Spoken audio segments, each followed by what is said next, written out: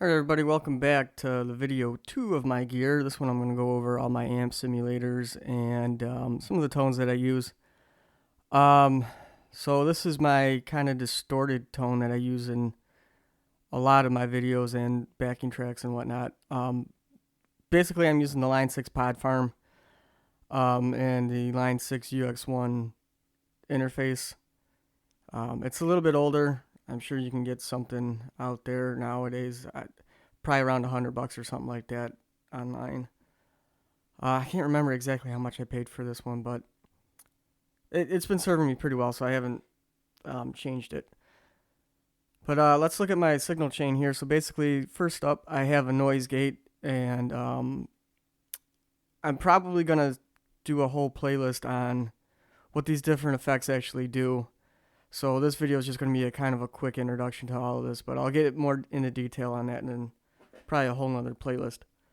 But first up, I have a noise gate, and that kind of eliminates some of the the buzz and the hum of stuff when you first plug it in. You get that annoying buzz and hum. This helps to control that. Next up, I have my distortion pedal. I got the gain or the drive set to about 68%. Gain is right over here. It's not coming up what the level is, and then the tone's right about here. For my amp, I'm using the Line 6 Spinal Puppet. I don't really know what kind of amp this is supposed to kind of simulate, but it sounds great. Here's a example of the tone. Oops. There we go. So, I mean, it sounds pretty good. Right now, I'm just using my ESP Eclipse to demonstrate this. Here's where I kind of have all my settings: the drive, the bass, middle, treble, presence, and my volume settings. Next up, I have a compressor. Again, if you don't know what a compressor does, I'm gonna try to get into that in the other playlist that I was talking about. Next up is my phaser. So this is kind of a little secret that I use to make it sound a little bit more full. You probably really can't hear it like too much in the actual tone, but if I turn the mix up, what is this set to? 15%. If I turn the mix up, you can really hear it. But I just have it just a little bit, so it just adds a little bit of depth to the sound. It's kind of my little secret. And, well, it's not a secret anymore because I told you. And then I have a delay pedal. And that, again, is just to act as kind of, just to make it sound bigger than it actually is and more full.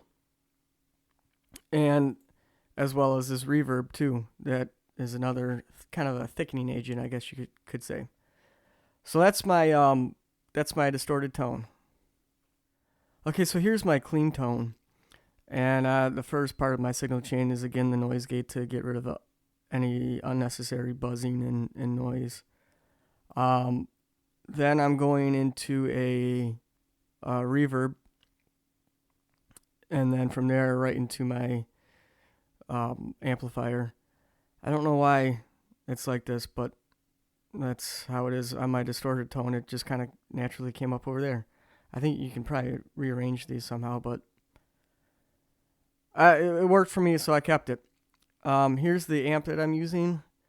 I think this is kind of meant to simulate maybe a Fender type amplifier. It sounds really nice. You know, again, I'm using my ESP Eclipse. And here's kind of my settings on that. Here, actually, I should probably go back and show you the settings on the reverb. Not a crazy amount of reverb, but, you know, enough. Back to the amp, I got my drive set to about 68%. The bass is probably around like 70-ish. Mids are at 68 too. The presence is pretty high. I don't really know what this brilliance knob does, to be honest with you. Let's see. Well, it makes it a little bit brighter. But I had that set to about 48%. And then my volume's right over here. Next up, I have the compressor. Like I said, I'll get more into that in later playlist. I have this equalizer on here, and I don't really know what I was thinking with this. Um, Basically, I cut out all the bass frequencies, but I have my bass turned up here, so I don't know really what I was thinking when I came up with this, but it sounds okay, so I'm just gonna keep it. All right, so next up, I have this thing called a rotary drum and horn.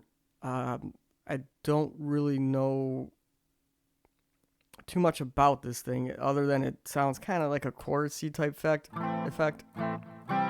I really like the sound of it, so I just kind of threw it on here. I don't really know too much about it, to be honest with you. But these are my settings right here, the tone in the mix, and then I have it set to this slow. I'm assuming this is more of like a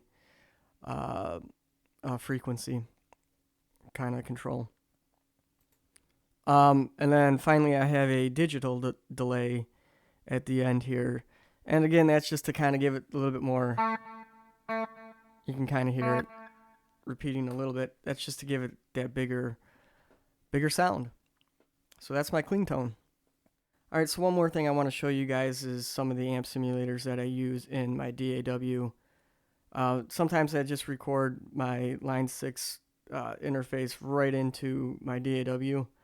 But sometimes I'll also use something like this in my DAW, and this is just a plugin. This one's by Ignite Amps. This is the Emissary, I think that's how you say it. This thing sounds great. I love it, and it's free. So if you have a DAW, I highly recommend this, especially if you play any sort of like hard rock or heavy metal music. It just sounds beautiful. I have a couple of effects on this thing. This is another thing that you can get from their website. This is a distortion pedal you can get for it. This is my whole signal chain right here. I'll get into more on this in another video too, how to set these up for like reamping and stuff like that. But here's a song that I've been working on, and it'll kind of give you an idea of how this amp actually sounds. So until then, I'll see you in the next video.